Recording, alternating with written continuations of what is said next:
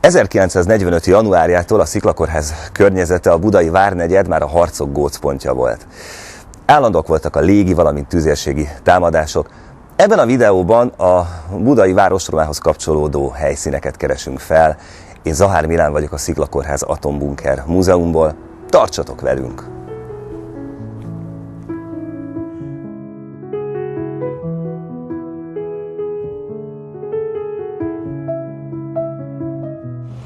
Január végére a harcok már a Sziklakórház közvetlen közelében zajlottak. A szovjet rohamcsapatok a Logodi, valamint a Várfok utca térségében támadtak, a lakóházak csatatérré váltak. Rengeteg civil lelte halálát a lövöldözések, valamint gyújtogatások következtében.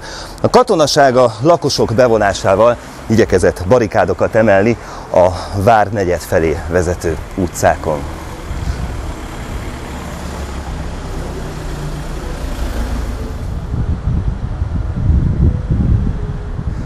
A Batthyány és Ostrom utca sarkán harckocsi járok létesítésével védekeztek. Itt már december végén megkezdődtek a munkálatok. Ekkor robbantotta fel egy német műszaki alakulat a várnegyed vízvezeték csövét.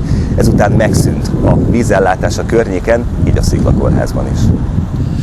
A barikádok, utzárak ekkor már hozzátartoztak a környék utcaképéhez. A várba vezető lépcsők felső részénél lövészároksort építettek ki, géppuska állásokat helyeztek el többek között a Nádor laktanya melletti bástyán, a Hadtörténeti Intézet, illetve a levéltár épületében is. A halászbástya mögé egy légvédelmi ágyút telepítettek.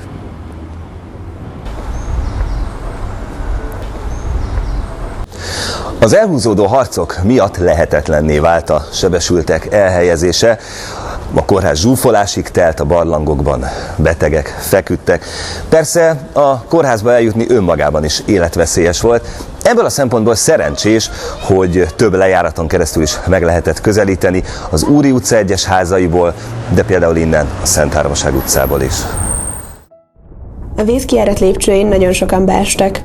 Én is arra közlekedtem kinn, vittük ki a szemetet kosárszámra föl az udvarra, meg a bástya sétányra, és a német katonák, fiatalok, ilyen 18-19-20 évesek, összefagyva éhesen ott kucorogtak a vízkijárat lejárati lépcsőjénél.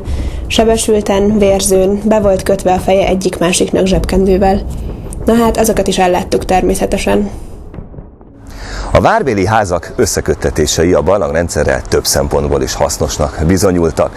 Természetesen óvóhely funkciójuk volt a legfontosabb, de például szentmiséket is tartottak itt. Az 1944-es karácsonyi misét a Mátyás templomban celebrálták. Többen is úgy rekedtek itt fent a várban, hogy feljöttek a misére, és már nem tudtak hazajutni. Januárban már a föld alá helyezték a szertartásokat. Az Úri utca 31, 32 és 38-as számú ház a Slakta Margit vezetése alatt álló Szociális Testvérek Társaságáé volt, missziós házat üzemeltettek benne. 1945. januárjában 3 aknatalálatot is kapott. A várnegyed kitüntetett szerepe az ostrom során annak is köszönhető, hogy kormányzati negyedként működött, több minisztériumnak adott otthont, ide szorult be a német, valamint a magyar hadvezetés, de itt volt például a német nagykövetség, valamint az SS főparancsnoksága is. Következő videónkban ezekről is szó lesz. Kövessétek YouTube csatornánkat, és várunk benneteket személyesen is a Sziklakórházban. Sziasztok!